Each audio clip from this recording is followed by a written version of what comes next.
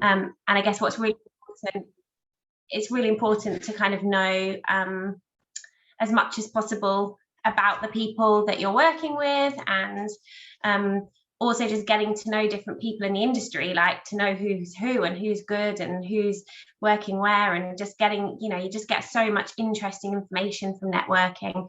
And you can also, from a perspective for yourselves, when you're looking at companies that you want to work for, I just think you can see so much when you're out of an office situation. You can really judge like a company's culture by the team that are coming to events, and you can really see how they kind of get on in and outside the office, which is really important when you're kind of looking for somewhere where you want to work. So we as a business, we sponsor the Association of Structural Engineers. So I don't know if any of you have come across that's actually a really good free networking event, and it's the first Tuesday of every month. It used to be always down in a pub, the Occidental near Wynyard. Obviously the last couple of years have meant that it's not been down the pub quite so much, but it has also been being held at Engineers Australia, and they're free to attend. You just have to register, but there's just so many interesting people that kind of come along to those events. And throughout my career, really, we were really heavily involved with Institute of Civil Engineers in the company that I used to work for. And generally, like, I'm sure you guys all come along to like Engineers Australia events, because lots of those events are things you have to get involved in.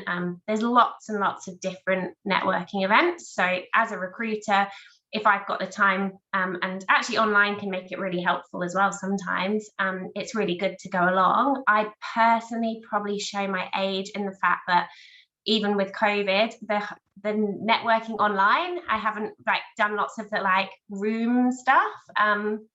But yeah, so probably a lot of the questions or a lot of the examples I'll give are going to all be from face to face, because that's really where my experience is.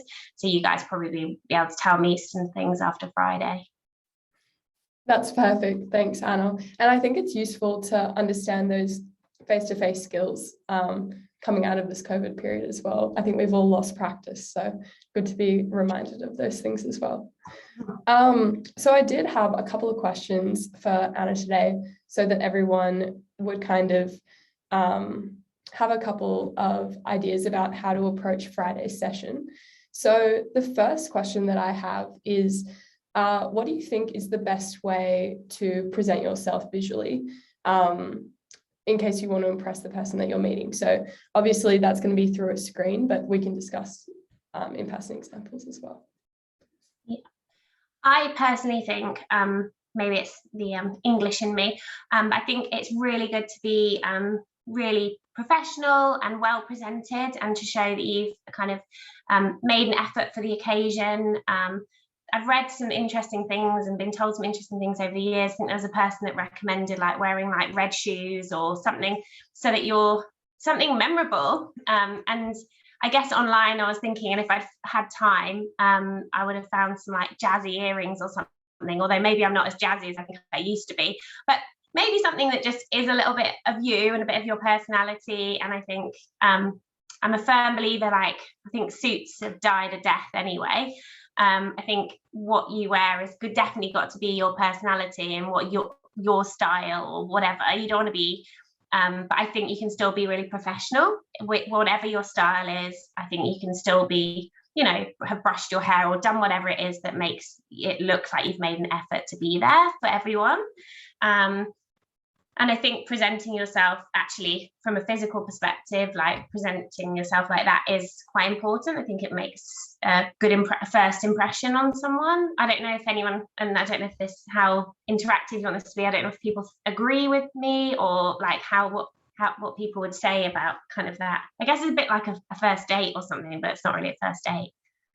Yeah, no, that's totally a good point. Does anybody have any suggestions about how then that would work on an online platform? So I don't know, maybe one suggestion that someone could follow on would be cleaning the background of your Zoom screen. So making sure, I don't know, your room's tidy in the background. Yeah. Does anybody have another suggestion about that? So in the chat, yeah, clutter-free space. Perfect. Feel free to throw more ideas into the chat if you'd like. So glad my background's blurred, otherwise I thought you were referring to mine. But another good idea is to have like something, sometimes people like a Rohan with your industry night, that's like really interesting, and that's like a talking point. So like actually online having things like that as a background is really good, just to have something as a bit of a, yeah, an icebreaker, I guess. Definitely. And we just had another good point from Olivia in the chat, which says good lighting. This is exactly what I was looking for, actually. My lighting's not very good right now, but having your face front lit is really important, so that people that you're talking to can see you on the screen, which I'm sure we all know this by now after living 2 years in COVID. Okay, on to the next question, I think. So the next question is a question about questions. It says, do you have any suggestions of interesting questions to ask industry reps on an industry night? So I don't know, 2 key questions maybe that come to mind when you think, Anna, if you're going to approach someone or if someone's going to approach you actually, what kind of things do you look for in a question?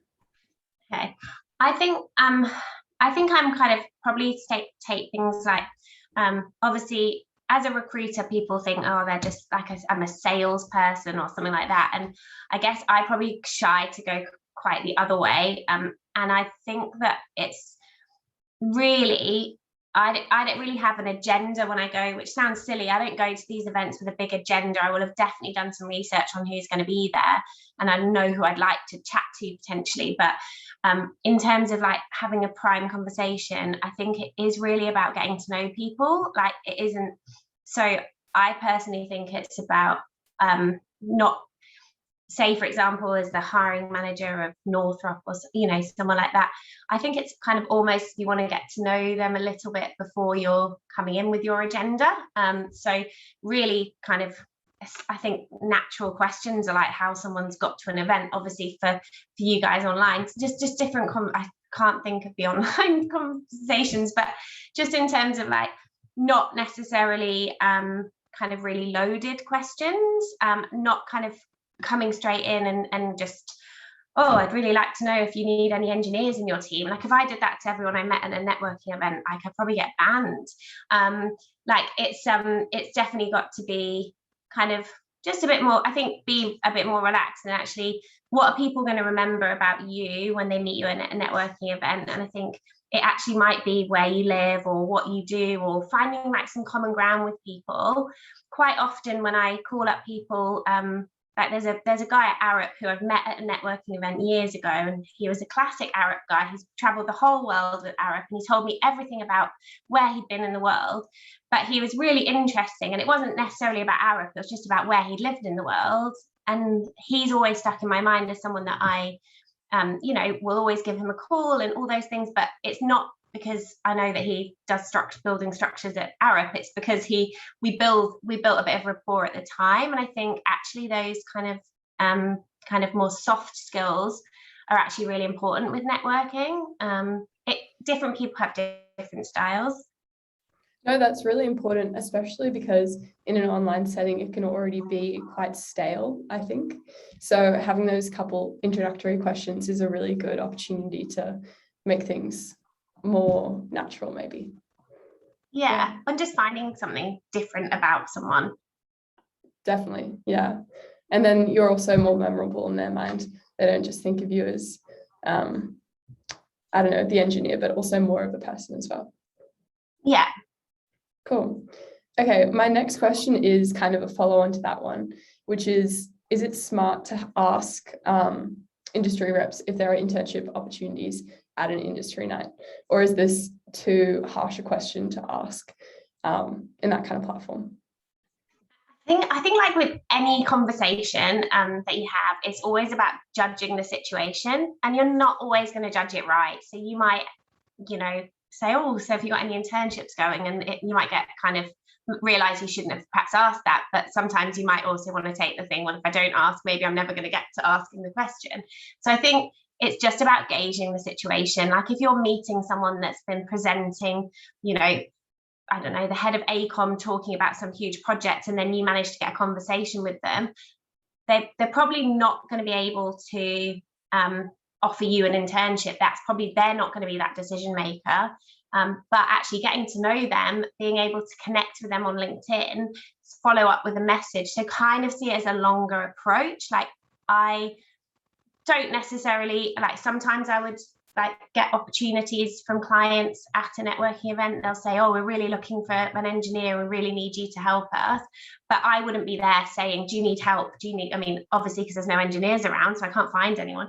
But in terms of like, I guess it's just judging that situation. And probably if you are talking to someone that's really senior at an event, you might want to be asking them, you know, or do you know who I need to speak to? You might have already applied to those companies and not had a response because there's so many people that apply.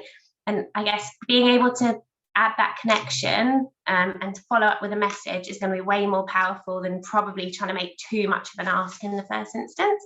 And they may also offer it. That's the other thing. If you've built up a really good rapport with them and they're like, oh, I really remember, you know, I remember Grace and like that she was a lovely girl. So then you've had connected on LinkedIn and then you've kind of asked for their help, they're going to be happy. Sometimes people do just say, oh, here's my card, or let me help you get in front. Sometimes, you know, we can't work with a client because they've got a really strict HR process. And actually meeting someone at a networking event who's quite senior is a really good push for the HR person to speak to us, because they're being told to speak to us. And it's a very similar situation, really, kind of getting noticed. No, definitely. That's really good advice. So more looking to build that relationship like we were talking about before, and then perhaps other opportunities will follow, which is exciting to think about, and nerve-wracking as well. And I do think in anything, like sometimes, like, yeah, you might ask and you might judge it slightly, you might judge that person slightly wrong, but you also might, like, some people might be waiting for you to ask and think, oh, they didn't ask about coming to do an internship at us. So like it is definitely trusting your instinct. And also I think you've got to brush it off if you have made the wrong call. Like, you've got nothing to really lose by making these conversations, like, you know, by having these conversations. Definitely. That's a really good point. I will 180 a little bit the conversation and direct it more back to techniques for an industry night, because I don't know about everyone else listening, but for me, I find it quite difficult entering a conversation at an event when people are all kind of standing huddled together. So I was wondering, even in this online platform, we kind of do have to approach it the same way. Are there techniques that you would think of that would be a good way to enter that kind of conversation? Or is it appropriate to come in halfway through a conversation kind of thing? It's such that question, because he's obviously sent it to me, and I just can't get over there is always going to be an element of awkwardness, you know, and depending on the people that you're breaking into the conversation with. So wherever you are, it generally is a networking event. So you have to remember that even though you feel like you're imposing on someone's conversation, that's what everyone else is doing. And it does go against, I think, anyone's nature to kind of just, but I think I was thinking about it and said to my husband, it's like the awkward kind of like lingering for a bit near a conversation. And you like obviously feel really conscious that you are basically lingering on the side of a conversation. And like if you're in a pub or something, you'd probably be like, who is that? But it's okay. And I think like, I actually think that's probably the politer way to do it, to kind of like linger. Hopefully people open up the circles so that you can step into it. And if you're ever noticing someone lingering, that you do the same. And I am also a firm believer that if you know someone in that conversation, or if you could help someone by saying, oh, look, I'm Anna from Cookson and Roberts, and this is Grace, like just being able to like introduce someone else and then pass on that kind of, I think that's really nice. Like lots of people come to the ACSE, and I think maybe some of you have come, and some of them will introduce themselves to me. And if they've come early and they don't know anyone, there's sometimes, you know, people that I know that I can say, oh, look, this is Martin from TTW. And like, they'll just go off, and that's kind of me just giving them one intro and saying like, right, now you go off. And they obviously think I'm like, gosh, why she's just done that. And that's a very helpful way to kind of do it. But I think if you're in a room where there's loads of people and you don't know anyone, you do just have to, you know, push your way in. I think interrupting a conversation, it's more about finding that time where listening, basically like you're lingering, listening to two people's conversation, and then waiting for a moment when you might be able to either have some input, or hopefully they will start including you because everyone's gone to meet people. And if they don't, there's also a thing where you think, oh, they weren't for me, on to the next ones, you know, because Definitely, there are so yeah. many friendly people that you meet at networking events, For sure. and people that aren't relevant as well. Actually, a really good thing, when I think about it, is one of the best networking events I've done is with can't think what they're called. They're a big Irish civil engineering Club Hibernia. You guys should all look at them because you don't have to be Irish to go. And me and my old colleague went, and they did like speed dating for it was like 3 minutes or whatever. So you had it's like 1 minute on, 1 minute off. So you got to speak to someone for a minute, they got to speak to you for a minute, right. And then they rang the bell and you had to move. And it was so good because it really it took away the awkwardness, and it just made you have to be like, oh, who are you? And talk, you know. So that element of bravery kind of into the conversation. Yeah, and you didn't have to be because everyone was doing it. So and you know, and you only had to talk for a minute and then ask them questions for a minute, and it was that was a really good way. But obviously, it's not always that kind of prescribed. Yeah, but you can apply that mentality kind of to any sort of industry or networking event, because everyone is there to put their best foot forward, have conversations and introduce themselves. So the aim of the whole thing is to do that. Then everyone will be willing to kind of listen and accept you into that conversation as well. Yeah. I think. And I don't think you should be don't you know, be too cocky about it, but equally there's a real skill shortage of good engineers. So also, as much as you might really want to speak to these senior people, they also might want to be speaking to you to make sure that, you know, they need to make sure they're attracting the best people to their businesses. So you kind of don't just see it as like you just want to speak to them. They will actually also want to be telling you about their businesses and giving you a good impression of their businesses. So kind of just to flip it a little bit and not feel like you're kind of the ones that are all trying to get to know them. They also are there to get to know you. Definitely. Yeah, that's good to keep in mind as well. So then on the other end of that conversation, how would you say is the best way to respectfully leave a conversation if you've kind of hung around someone for a little bit and you want to maybe move on to the next industry rep? Again, we're on the train and I speak to my husband, as I said, oh, maybe just say you need to go to the toilet. And he was like, well, you can't do that all the time. And I was trying to think about what I do in those situations. And I think naturally, conversations do come to an end. And sometimes you can get stuck with people that really just want to keep telling you, and you might be hearing about their grandchildren and actually be realizing that you really needed to speak to this other person, but you're going to miss your time before the event. So sometimes you might have to, I think it depends. I don't think I've ever said, well, that's great, thanks very much, but I think you can definitely say, I really appreciate, really nice to meet you. I've actually I don't know if you could say I've got to meet someone else, or just kind of say, really nice to meet you. I'll definitely connect with you on LinkedIn. I don't know what you guys all think about business cards, because actually when you're at a networking event, that can be really useful. And people, again, maybe an age thing, but some people really want to give you a business card and be like, here's my business card, which is really useful when you cannot spell. I'm just looking at everyone's names here, and someone tells you their name at a networking event. That's one thing that I find hard. If you're introducing yourself or being told someone's name, but also at the same time, you're trying to think about what you're going to start talking to them about. So it's really trying to remember their name whilst also talking to them. But then, because you want to add them on LinkedIn, but finding someone on LinkedIn is quite hard if you haven't got that solid name, So definitely. Maybe asking them, look, I might just add you on LinkedIn now. What's your full name? Really nice to meet you, and I'll keep in touch for the future. And look, they're probably there also wanting to chat to other people as well. So I think naturally things will come to an end, and if they don't, then just make an excuse that you need to go and get another drink. I'd probably do that quite a lot, actually. Pop to if there's drinks there, you know, just going, oh, I'm going to go and get another drink, would you like one? But also you can then use that as a polite way to step Excuse away. yourself. Definitely.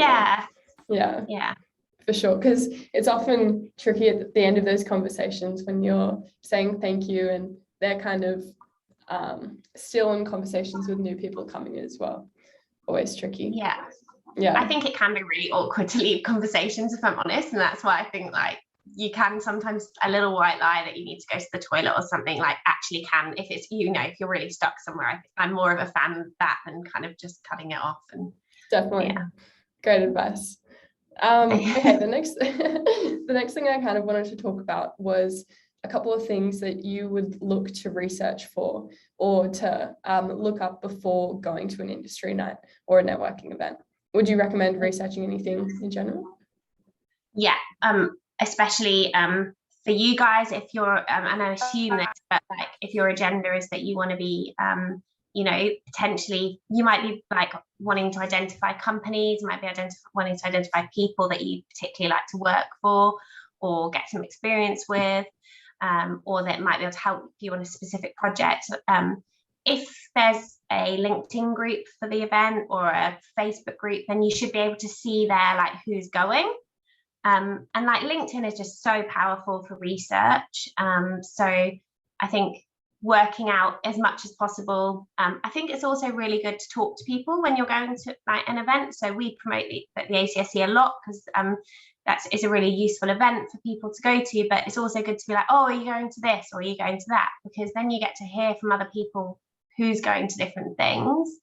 And it's sometimes really useful to know what someone looks like. So if they've got a LinkedIn or you've got their website and you're like, oh, that's who that is, then it kind of is good. You might know you might see some background in their LinkedIn, which is a bit of an icebreaker. If you're really strategic and really focused that you specifically wanted to speak to one person, without kind of sounding like an absolute nutter that knows everything about them, you can definitely do quite a lot of research, and that's just good. And people really like people, I think, that have kind of know a little bit about what they're going to. Definitely. And the kinds of teams maybe that they've worked with or that they're currently working with, or certain projects that's going on with a specific company. So say if a new bid has just gone out and they've won the bid, maybe knowing about that would be a good way to start a conversation too. Yeah, cool. And like mutual connections as well. Like you guys will find that you have more and more mutual connections or people that might be able to kind of put you in touch with people. Definitely, especially the more of these kind of events that we go to, the more you'll know people, for sure. Yeah. Awesome. Okay, now I wanted to know if there is a specific moment in your mind of a hard networking situation that you've been through, or a challenging situation that you've been through, and how you kind of dealt with it, either you in the networking position or you in the recruiting position. Yeah, I'm trying to think about that. I think it is probably just, there isn't something like some traumatic experience that I've had. I think you definitely get some really good networking events where they just really flow and you feel like you perhaps feel, maybe you're feeling quite confident that night, you know, and you've had like, it's just been a good event. Or there's definitely been some where you kind of come away and I might have felt like I've spoken to my business partner Natasha as much as I've spoken to anyone else, because people haven't been very inclusive. There's definitely not like one specific kind of like, there's lots of scenarios where you've got to be careful, obviously, with I think probably one of the things that is something that does happen is I probably will have met people before, and that definitely happens at the ACSE, and I'm sorry if any of you have come, and then and it happens sometimes with the ACSE because we check everyone that comes in, and some people have been coming for like 3 or 4 years, and there's a guy called Les Millicent, he won't be on here now, he's runs his own small engineering company, and every time he walks towards me I think, what's his name? And I've got all of their names listed on a piece of paper to tick off. but it's just, and then the pressure gets to me because I know that I start sweating. I'm like, I know your name, and I've got it now, it's Les. But stuff like that can be because you might have met someone once before and they might remember lots about you, but you might have also met lots and lots of people that day. So you've got to kind of, I guess, remembering people, and also like not being offended when they don't remember you because they've obviously been in that situation before. And I guess that's probably one of the only things that's slightly no, definitely. I can 100% relate to that, whether that be in a university situation or a business situation as well. It's really hard, especially when you're concentrating, like you said before, on what's the next topic of conversation going to be, and then you can't remember the name at the end of the conversation or at the start. Yeah. Damn, but good to keep in mind of so that we're cognizant of it going into these kind of things. Yeah. Cool. Well, then on the flip side, has there been ever a student or an industry rep that's really impressed you with their networking skills? And maybe what are 2 key things that when you meet someone really stands out in that kind of interaction? I think in terms of, like I said, there's lots of engineers that do come along to the ACSE, and I think persistence is a good thing, but I think there's just like a time and a place for persistence. So I think coming along to events and regularly being there to meet people, I think it shows that you're really willing and keen, and I think kind of using their own initiative to come along or come to extra events. Quite often we do a lot of online events as well, and people will come along to that, so they kind of get noticed by a lot of different people, and there aren't that many people that come to every event, so there's definitely been some students that have come along that have definitely progressed well because they've got to know, it's all the directors, all the ACSE board members are mainly directors of companies, so eventually you're getting really good exposure to like 10, 13, not sure how many actually board members there are, but like you're getting exposure to some very senior people within businesses who are getting to know you. So I think there's definitely been some cases over the years of people that have just continued to come to the ACSE to get to know people, and have then ended up, lining up jobs at those companies. So I think that's probably something. And I don't think in terms of anything else, I think it's just kind of coming along and just taking part, and not necessarily, like, everyone's got different levels of confidence to go and speak to people, and you've just got to kind of come, and I think the more you get to know people, the more confident you'll feel to kind of chat to people. Definitely. So a combination of kind of persistence and putting your best foot forward in those kind of situations. Definitely. Yeah. Cool. Okay, well, my last question before we open the floor to everyone else is a bit of a big one. I was just wondering, if one of us was lucky to land an interview, what do you think the best way to prepare for that kind of interview would be? I think when you guys, don't know what stage you're all at, but I think research again. I've actually just placed a junior civil engineer, and my client was like, she's done her homework, she's read the website, she keeps looking at my LinkedIn like every day, and he just like loved the fact that she was just like, so I didn't want to tell him that I tell everyone who's got an interview to make sure it's actually a really good thing. If you've got an interview, and I think before I probably used to shy away from this myself, but have your LinkedIn will probably all be open, because I shouldn't think you would have be able to, like, don't be paying for it at this stage, you don't need to pay for it, but people will see that you've looked at their profile, and you might not want people to see they've looked at your profile, but it's actually really good because it shows that you're researching, it shows that you're like, and once it really is a good thing that people see that you're looking at them, people actually really like that, and it shows, especially as like a graduate, that you're really taking this seriously and preparing, and like I think that's so I tell everyone, if you've got an interview, like, it's good that they see that you've looked at their profile. It shows you're preparing, and then when you look at someone's profile and you might be meeting like the structural lead or civil lead, then it comes up obviously on LinkedIn with all the people that kind of work there, and you can probably find like nearly all the team. And if I were you, I'd also look at like kind of the graduates that are working there at the moment and look at their background and see what, you could definitely spend some time, not that you're going to try and mirror those graduates, but it's also good to see what kind of backgrounds they like. Quite often I have clients, and I don't do many graduate roles because obviously there's so many graduates that apply directly, and it's kind of really hard work when I get a graduate role, because you get so many people that apply. But I think one of the things is that you have to stand out. So I had a client once and they were like, we want them to have really good results, but we want them to not just have done tutoring, we want them to have done other. I was like, wow, like absolutely. Like their criteria of what they expect someone to be, outgoing, going and running a team event or sports event. And I guess it's all of those different things. But if you can kind of, you guys are obviously all really involved in this club, which is great. And it's just stuff like that you can have on your resume. And I think seeing what other people have done, and then obviously looking at a company website, looking at the jobs, the projects that they work on, talking about what projects that, that they've done that really interest you, or, and then also kind of, if you've got a job description of what the role is, kind of, I would just go through that job description and give examples of where you have done what they're asking, like in your head before you go. So you can got some real examples, because people want you to be like giving an example of a project that you've worked on, and you need to, at least if you've already thought about it and, a situation where you work with different people, all those things, just have a few examples in your head that you're really confident are really good examples of where you can demonstrate something. And that will help you then to not necessarily roll off that answer, but at least you've got something in the kind of bank that you're prepared when you're nervous, that there's some background going on.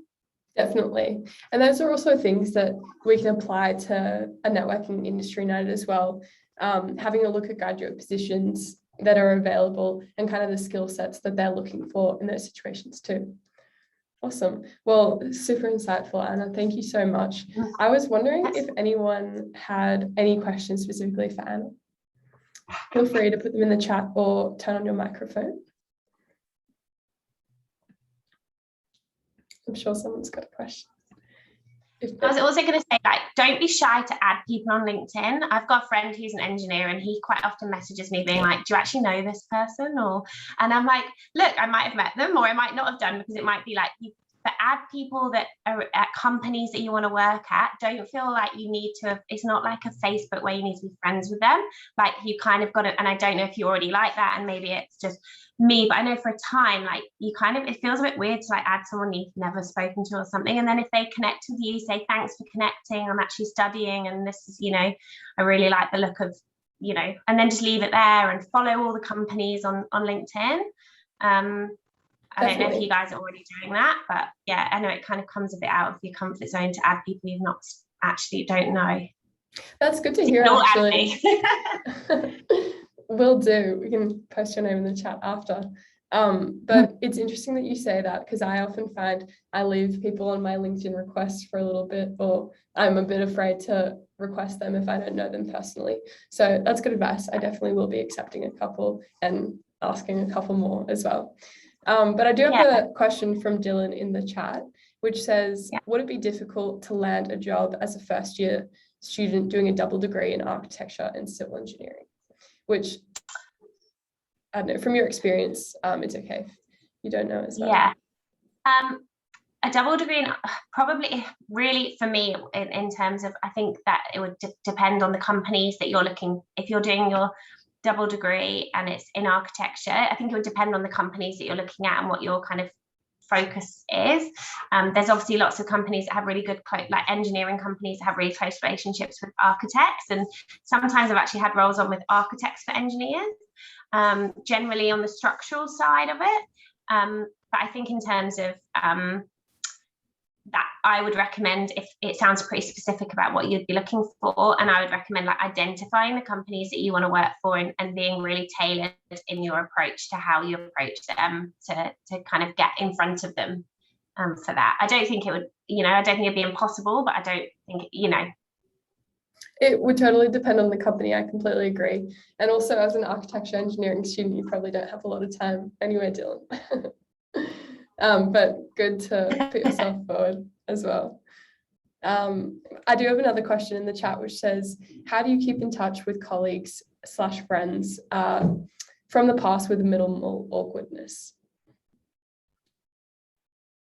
So that's kind of, how do you stay connected with people that you haven't seen in a while? Okay, I can read the questions now. Look, I'm getting all modern with this. What in terms of people that you've worked with previously that you then like don't work with anymore? Yeah, I think that's the question. So I think in terms of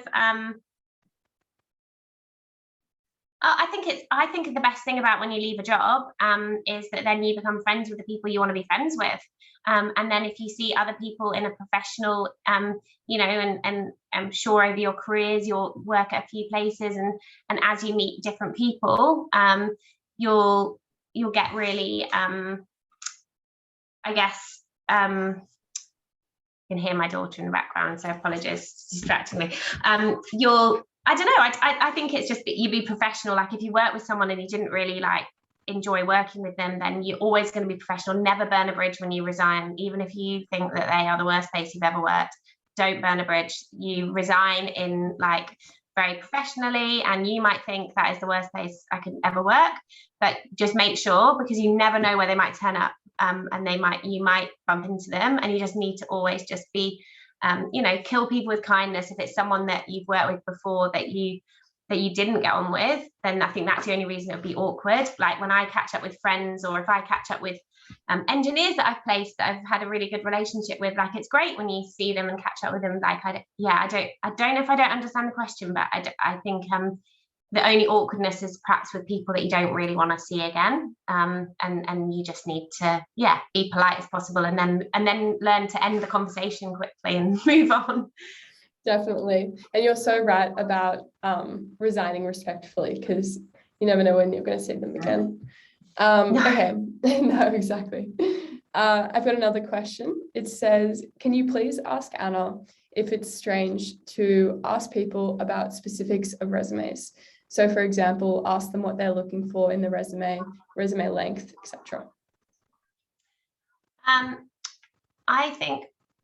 don't think in terms of the length, I actually interviewed a girl yesterday, and she was like, oh, but then if I add that in, it will make it 3 pages. And like, look, 13 pages is too much. Like there are people that are like, and you guys, obviously, I don't know what don't be putting 13 pages at this stage, but you do sometimes get some really long CVs with some really interesting projects on. I think in terms of, don't be hung up on like 1 page or 2 pages. I personally think it's about having in there all the information that demonstrates what you can do for a company. That would be my advice, rather than making sure it, like, you know, looks the fanciest or has been designed in Canva and all of those things. I think just making sure that it's got the information in it. But then that's me being really traditional, and obviously it depends if you're kind of getting into it's specific. If it's very design, then I imagine that you do want it to be a bit more trendy looking. Definitely, but always good to keep things simple and clear. At least from experience, that's kind of what people are looking for. Just so it's easy to read and kind of absorb as well. Another good question in the chat says, so are there any examples of questions that first year students can ask during industry night? Or did I cut out there for a second? No, you got it. No, got it. Okay. I think it's, again, probably about conversation flowing with people. And if you're chatting to someone, maybe asking them about where their career started, or, you know, there's so many people from around the world in Sydney working on projects. So depending on where you are, like, I think, you know, maybe good to find out where this person's career started and what took them, or what made them have the career at Arup, or all of those things. Just perhaps making it about that person to understand a little bit more about what's guided their career. I think probably conversations like that I would recommend, but again, you've got the flow of the person, I guess. Definitely, yeah, for sure. I think we'll have one more question, and the one that's standing out to me at the moment is, What if you have no idea about any industry or specific company? It's a very broad question. I think you need to get to lots of networking events and maybe get to know a few of the different companies, get to know some of the different industries, get to do some work experience, do some internships with people. Because it's so hard to know exactly, and quite often a lot of the graduate roles that I've had on recently, like people have been applying for, that would be happy to be a civil engineer or a structural engineer, or I think it must be so hard. I mean, like I ended up in recruitment because I didn't know what I wanted to do, and no one decides that they want to be a recruiter. I don't know what stage you decide that in your career, but probably just getting as much experience as possible, and I guess it's relevant to your degree. And in terms of companies, I just think there's so much research you can do on companies from LinkedIn. Should work for LinkedIn, really. But like, and Instagram, lots of the companies have got like really good Instagrams where, like, I really like some of our clients like TTW. They've got a really good Instagram that you can kind of see all the different like social events that they get involved in. So if that's important to you, that you want to go into a company that, focus on different things, I think there's a good balance. You can see the professionalism of some companies, you can see the promotions of companies. Definitely. I think that's probably and within a lot of the companies, like the bigger tier ones, obviously you could do a rotation anyway within certain fields, so you don't need to specialize straight away. It's probably only smaller ones that you need to specialize in straight away. For sure. And I think also another good tip that I've been given in the past is to reach out to people who work in those companies as well, because it's hard to know exactly what goes on unless you have a conversation with someone. Yeah, I can see Sangeetha and Olivia both have their hand up. So Olivia, do you want to ask a question? Yeah. Hey again, is my okay? Hey. Is my we can hear you a little bit. So okay. I had a question about leaving a conversation.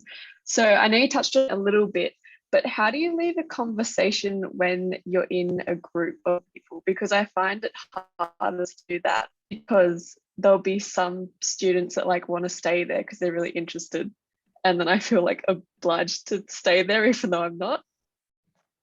Do you have to move as a group? Is that why you have to stay, or could you just go out by yourself? Yeah, well, I was wondering if you had any tips on how to like leave by yourself if you're wanting to move on. Toilet. This is why I was, I think just making an excuse to, like, I've definitely been there before with Natasha as well. She'll be talking to someone about something, probably about Yorkshire or where she's from in England or something that I'm like, I could be speaking to someone else here. Sometimes I think, just be confident and like, they're probably not going to notice if there's a big group so much that you could just kind of slide out. And like, if you're not, I think that's you've kind of almost got to be like, your time and this is your opportunity. And I think sometimes at networking you forget that as well, because it's so overwhelming sometimes, and then suddenly you're like, oh, I was going to speak to them and I didn't. So sometimes you just got to kind of you've got to look after yourself, right? So I would say, if you don't need to, if you're not all kind of having to do some networking thing where you're moving as a group, I would just be seeing that as your opportunity to go and meet someone else. Awesome, thank you. Thanks, Olivia, for asking that question. Sangeetha? Sorry. No, sorry. It's nice. It's nice to meet you. I just had a question about what type of questions that we'd ask when networking. Like, what separates a good question from a bad question? I just don't think there is a good.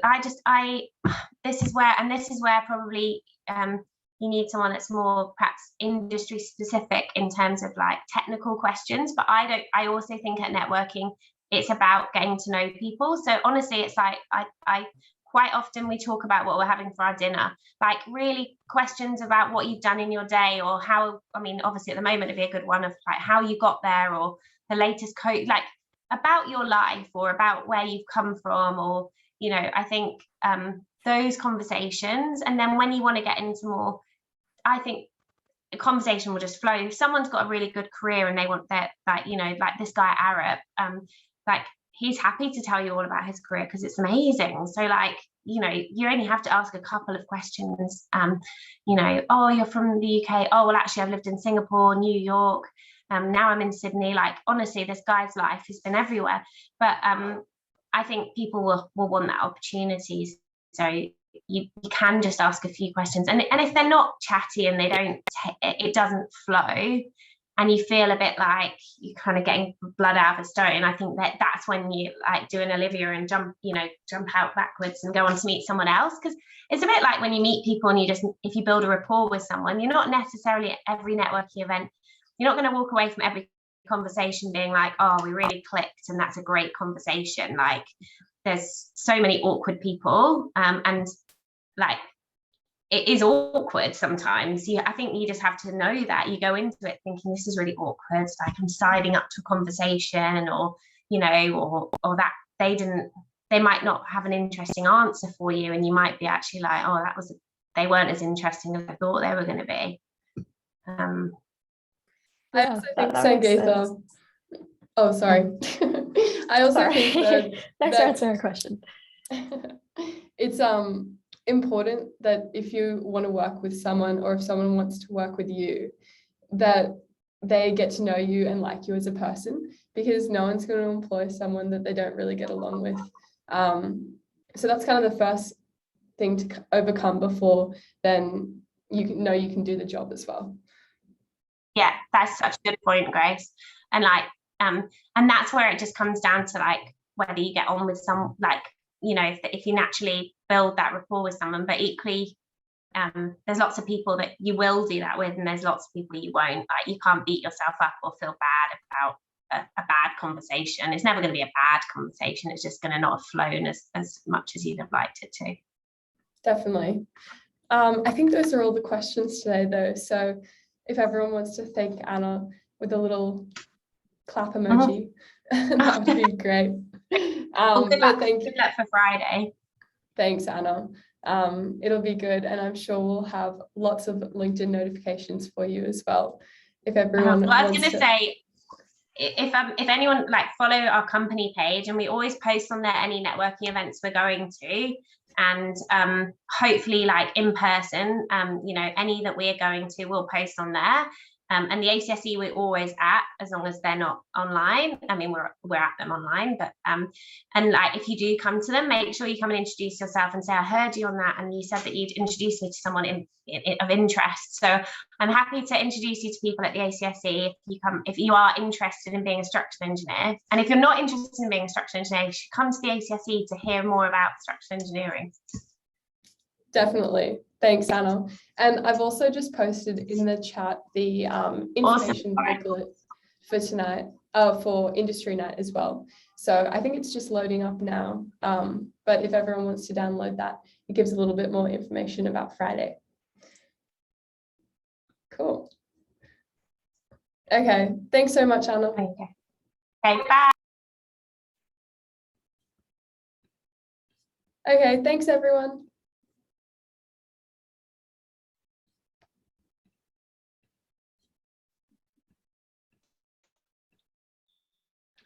Could everyone please grow foot? No. Sorry, you cut out, Liv. What did you say? I was hoping some photos, please. Oh, I didn't hear that either. I'm sorry. I think we missed out on photos. Oh, we missed photos. Uh-oh. Sorry, Liv. We still have like a page. True. And we can probably grab it from the recording as well, yeah. Oh, we can too. Yeah, I'll just screenshot the recording. Great idea. Yeah, Great I idea. took one. I've got one of those. So. Perfect. Sorry, I totally missed that. That's just Oh, you're cutting out. I'm not sure if it's me or you.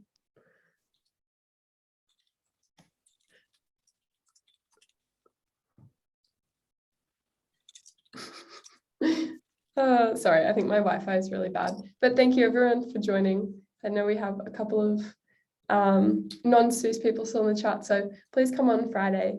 It'll be really interesting. I got a question. Oh yeah. Like in the Gather Town thing, can we set virtual backgrounds? 'Cause my room's like, I don't know if yeah, it'd be better if we could set virtual backgrounds. Is that possible or no? That's probably a question for Rohan. If Rohan knows, can we set virtual backgrounds in Gather Town? I don't think so. I think it's just the camera. Okay. Yeah, I don't think you can. Maybe they've updated it, but last I checked, I don't think you can change it.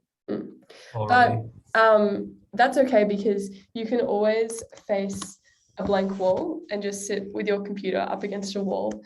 Or yeah, okay.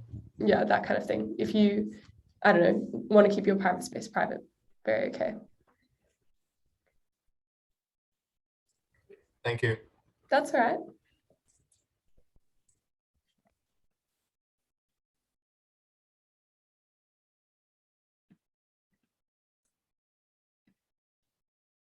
Sangeetha, sorry for interrupting you before.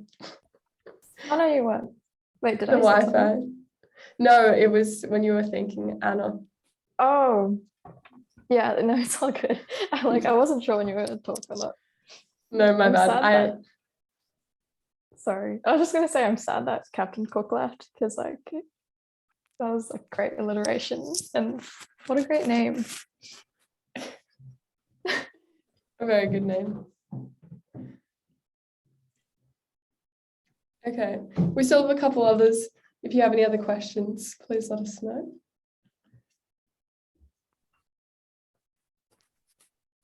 Also, I love the SUCE backgrounds. I'm sorry I don't have one. I should have put Oh, one. do you want me to send it?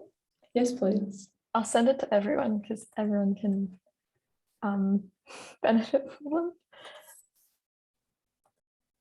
I'm channeling my inner Elizabeth Holmes with my black turtleneck, if anybody gets that reference as well. When she was like, dress colorfully.